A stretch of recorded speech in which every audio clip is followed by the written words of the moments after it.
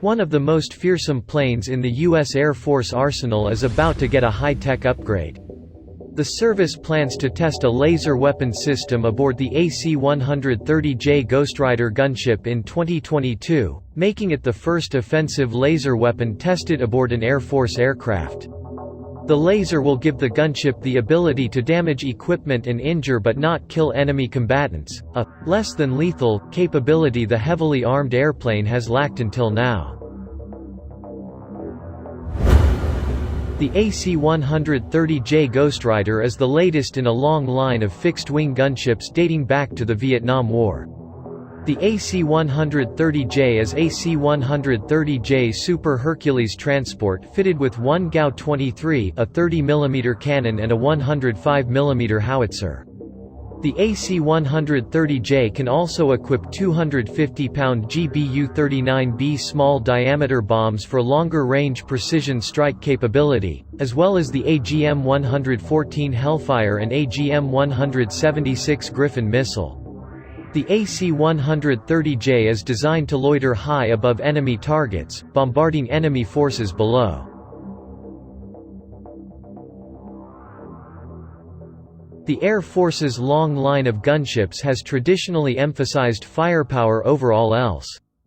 The Air Force is starting to diversify the modern gunship's capabilities, and the recent incorporation of SDB glide bombs and Griffin missiles gives the gunship a standoff attack capability it previously lacked.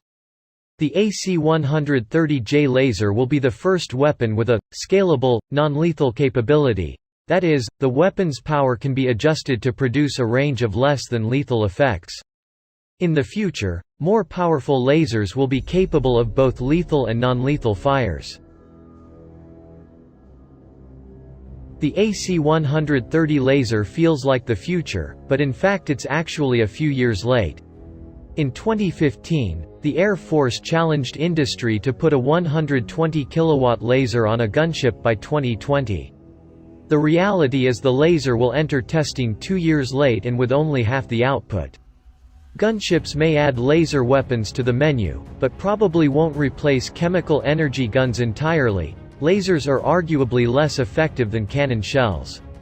Still, they offer a unique non-lethal capability other weapons can't offer, including defusing a dangerous situation by immobilizing enemy forces.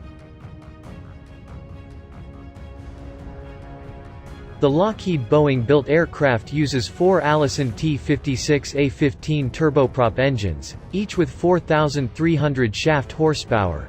The 155,000-pound aircraft has a 132-foot wingspan and hits speeds of 300 miles per hour.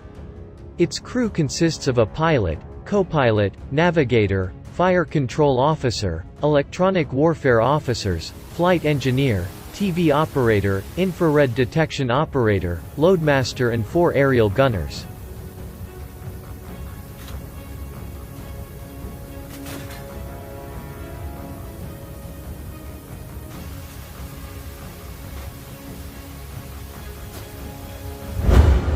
The AC-130 gunships make up a small portion of a fleet of roughly 500 C-130 planes throughout the Air Force and Special Operations Command. The cargo planes are used to airdrop supplies, equipment, weapons and troops in forward-deployed locations. As a propeller-driven aircraft, the C-130s are able to fly and land in more rugged conditions and withstand harsh weather such as obscurance. The propellers make the aircraft's engines less susceptible to debris flying in and causing operational problems for the engines. C-130s are used for domestic, international and warzone transport including homeland security, disaster relief and supply deliveries, among other things. There are probably missions that have yet to be dreamed up for the C-130.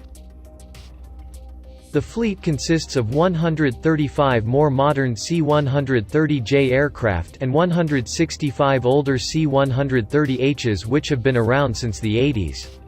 Also, MC-130Js are specially modified airlifters engineered to transport Army Green Berets, Navy SEALs and Army Rangers.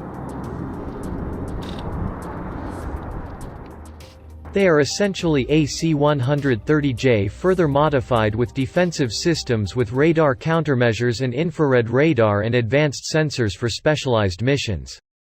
They also can perform in-flight refueling.